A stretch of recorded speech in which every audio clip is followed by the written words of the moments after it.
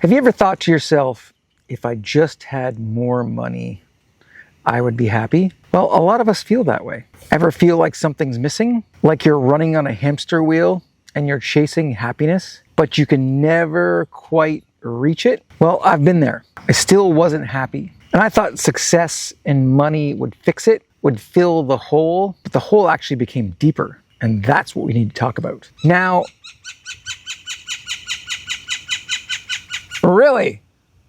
Now imagine that you don't have to struggle. You don't have to be envious or jealous of other people and their money and their new cars and their houses and their clothes and their phones. Imagine if you didn't have to work harder, you actually got to work less to find happiness. Imagine if happiness is just way easier than we thought. What?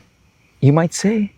That sounds crazy. Well, maybe it's not. Maybe we've been fooled into thinking that more money and more success and more stuff is the way to happiness, so that it makes others rich, because we always have to keep buying stuff, things, and working on an endless cycle that never ever gets what we want. Wow, imagine that. So today we're uncovering the real truth about our unhappiness, using Carl Jung's mind-blowing psychology to dig into what's holding us, you, me, back from true happiness, and why wealth isn't the fix that we think it is. Plus, I will share 5 Jungian steps to find true fulfillment in your life. And here's a hint. They're easier than you think. So strap in, because this could change your life, and changed mine, for the better, that's for sure. And if you're ready to hear the raw, unfiltered truth, you're in the right place. Let's get started. Oh, and by the way, I'm Steve, a broke millionaire. I grew up poor. I became a millionaire before I was 30, built a clothing empire, and then I realized that it was not all that I dreamed of, and actually worse. And so I quit all that and went on a 20-year journey to find out what real happiness was. If you can glean something off that, you can get a better life. We can get a better life. The world can be a better place. So let's dig in. This is a big one. Here's something I believed when I was young. If I was rich and successful, I would be happier. And here is what I discovered by becoming rich and successful. Number 1, I wasn't happier. And number 2, in a lot of ways, the money and the success actually made my life worse. And that is what I really notice a lot, is that people have that thinking that I used to have, and they're probably the most unhappy people of all. And why is that?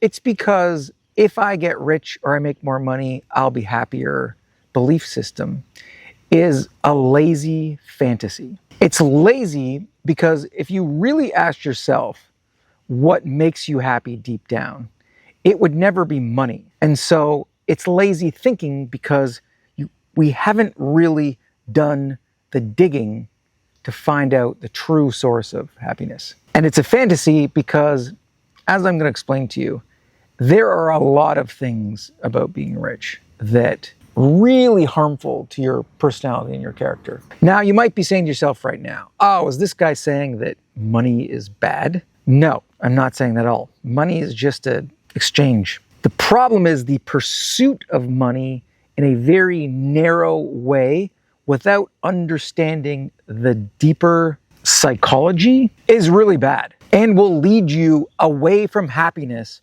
more than it will lead you to happiness. That's what I've discovered. And that's what all the good psychologists say. Because to actually become rich, it takes an incredible amount of work. For most people, obviously there's like win the lottery or whatever, but to become rich, you have to be driven. And a lot of times that drive, that pursuit, takes away from all the other areas of your life, whether that's family or intimate relationships, or your physical health, or your mental health. The money part can easily make us forget about what really matters in our life until we lose them because we're pursuing money. And a lot of times in this pursuit, we get dragged into a bubble, a realm of relentless ego-driven pursuit.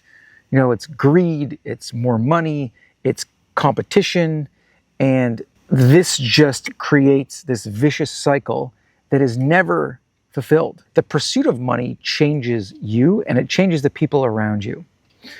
And it changes your family as well, especially in the realm where if you neglect any part of your personal relationships or your family, then for the money, they can easily start to see you as just a money provider and see you as this two-dimensional character that gives them money. And if you don't give them the other things, then they want more of the money because they're missing out on that. And so this is what can tear families apart. This is what can tear relationships apart, is they copy your mentality. And if you're just focused on the money, the people around you might just be only focused on the money too. And then it ends up in a very shallow sort of like, what do you call that? Dog eat dog sort of environment, which is really just gross and unhealthy. And actually, if you look at this on a societal level, you can really see in our society where that limited perspective of get the money, forget the family values, forget the relationship values, forget the community values, forget other people entirely. It's just pure selfish greed. You can start to see how that undoes not only a family, not only a community, but starts to undo society. And I think that we're looking at that right now in Western civilization, where we have lost the understanding of all the other things that really truly make us happy. And the greed and the selfishness and the pursuit of money has broken our society down into a dog-eat-dog world that just makes everyone unhappy. Now, you might also say, well, if I had lots of money, then I could spend more time with my family, more time with my intimate relationships. And this is really just a sign of sort of cultural brainwashing, because when you look at what makes you happy, it isn't attached to money. And so all you have to do is go do those things that make you happy, which is being with friends, being with community, being with your partners, being around people, and enjoying a lot of the stuff that is free. And the idea that we need to go and buy an expensive vacation at an all-inclusive resort and that's real happiness is a sign that we've been brainwashed to believe this, because you could just as easily go to a local park, watch a sunset, have a picnic, and get the same or more amount of happiness.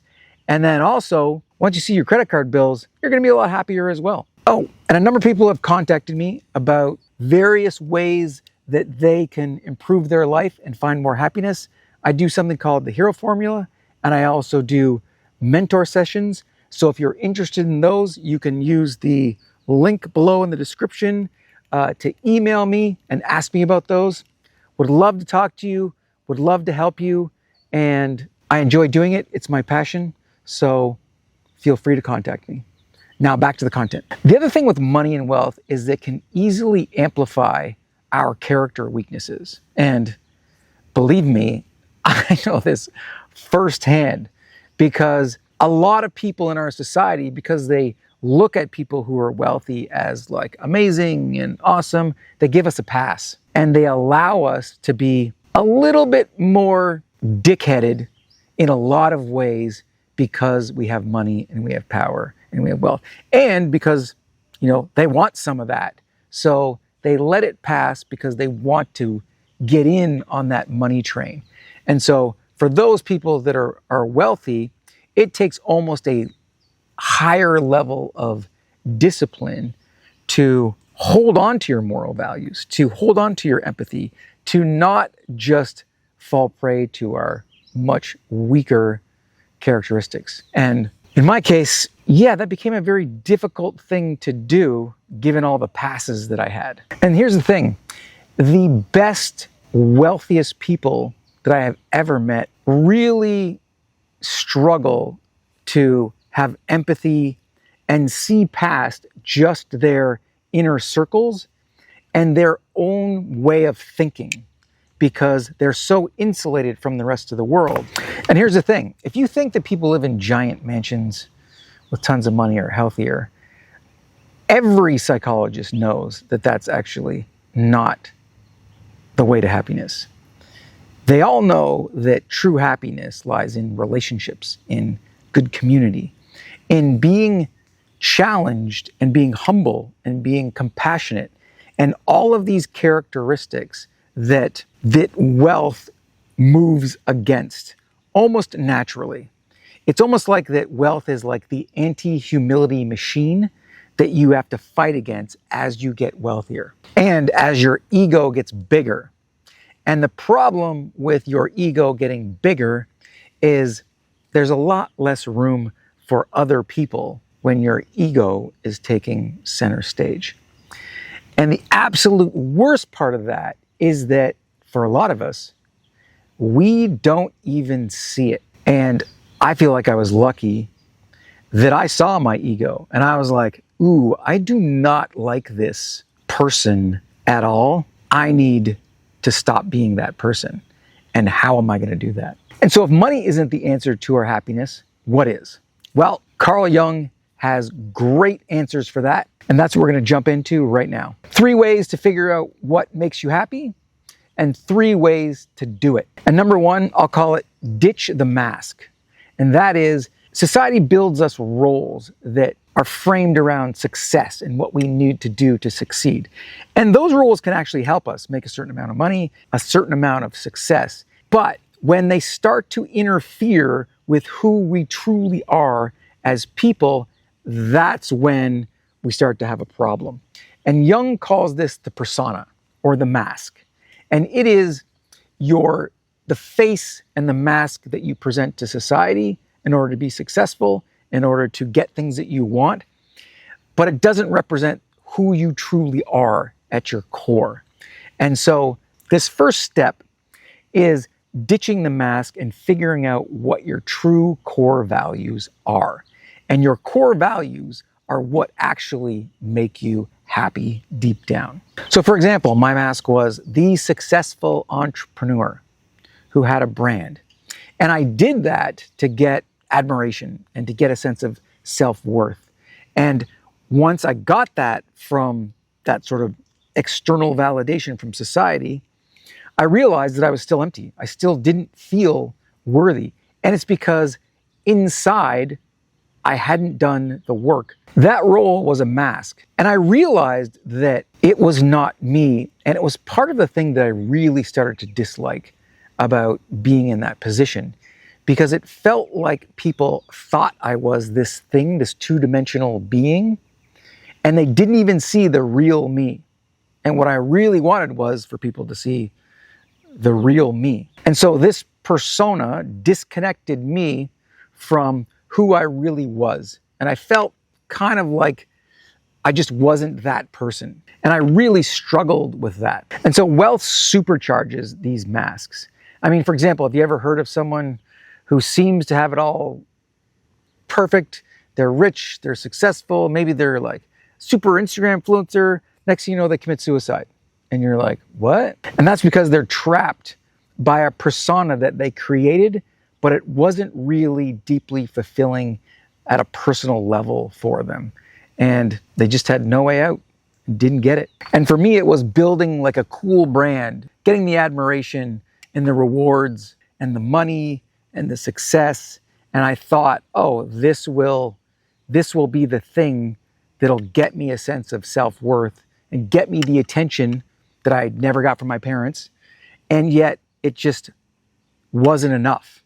I needed to give myself my own attention and have the feeling of self-worth inside me. So for a lot of us, society's pressure to be like the perfect boss or the perfect parent or the perfect teacher or the perfect influencer or whatever are these masks that limit us. And the second step is knowing your shadow. And that's your inner turmoil. So Jung's shadow, the parts of you that you're ashamed of, or that you want to suppress, or you want to deny because they might have been shamed in the past, or they might have caused you problems in the past. This shadow is part of every one of us that we really want to be able to accept. And these aren't just like little quirks. They're stuff you just don't want to face. For me, it was attention, admiration, love. By being successful, I wanted to prove that I was worthy of love and admiration because I didn't really feel it deep down about myself. That sort of attention seeking, it was my shadow wanting to be seen. And so Jung says that if you don't let your shadow be seen, then it will come out in ways that will sabotage and wreck your life. So for me, I would do things like just create business enemies. Jung says that when you ignore your shadow, then it shows up as anxiety, self-sabotage, or that nagging feeling, why am I just not happy? I thought wealth and success would silence it, but it didn't. The cars, the houses, the money, the awards, it was just filling a deeper hole, because money buys distractions, but it doesn't heal those wounds that are inside. And if you look around, people are projecting their shadows everywhere. Look at the amount of people spewing out hate in order to make themselves feel better. That is essentially the shadow wrecking others' lives or their lives, or just making them a miserable human. So unchecked shadows destroy your happiness and your peace, and facing them gives you a chance to be really deeply happy in life. That's the cool part. Third on Jung's list of the key elements to understand is the collective unconscious, or what I like to call cultural brainwashing. And that is the deep patterns we inherit from society. For example, the thinking that more money will buy us happiness in our society is one of those collective unconscious phrases, and they just aren't personal, they're wired into our culture. Work hard, get rich, be productive, be busy, all of these cultural myths that keep us rolling along without thinking, just getting nowhere in the terms of real happiness, and just being distracted by novelty things in order to keep us purchasing, consuming, whatever. And Jung says these collective patterns pull us away from what really matters.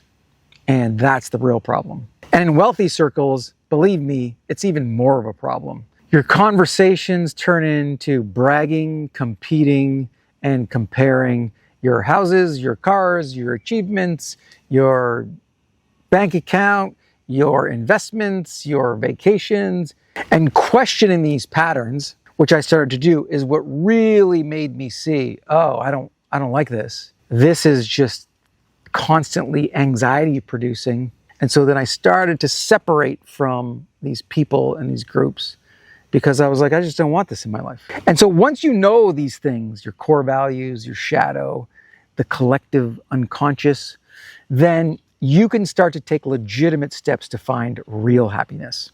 And Jung has advice on how to do that as well. And the first one is do the work and find good community. Find good people that are honest, that are aware, that support you, that are in the same mind frame, and that get you at a deeper level. And that's the real value of a good relationship, is those who understand who you really are. And the next one is take purposeful action. In other words, find a passion pursuit. Find things that make you feel good and that bring meaning to your life. And that could even be starting a family. That could be volunteering. That could be doing an art project that you want to do. That could be doing any kind, that could be handcrafting anything. It's these things that make you feel good, that you gravitate towards, that really uplift you in life and are also not harmful to others and actually beneficial to others as well. And that is why a lot of people call it your gift to the world. And the third one is embrace the present. In other words, enjoy what you have today. Enjoy the people around you. Maybe make a meal for someone you care about. Maybe tell someone that you care about that you love them. Maybe go on a picnic. Enjoy nature. Enjoy a park. Do things that don't cost money and that build meaning, and chill, relax, calm down. All of these things will anchor you in the present, and you'll be more grateful for what is around you. You'll see what is around you, and you'll get more enjoyment out of life in the little moments. Okay, and so the summary: find your core values, ditch the mask and the persona, figure out your shadow, what makes you truly unhappy that you don't like about yourself. Number 3, unveil the collective unconscious and the sort of brainwashing that you might have in your life that leads you down a path more towards misery or anxiety than it does to happiness. And then the 3 steps: find a good community, take purposeful action, and enjoy the little moments in the present, and then you'll be on your way to real happiness in your life. And so, if anything has struck you, if you're like, oh, I gotta do this one thing, drop them in the comments. I read everything, I love them, and hopefully you learned something. Thank you for watching. See you next time.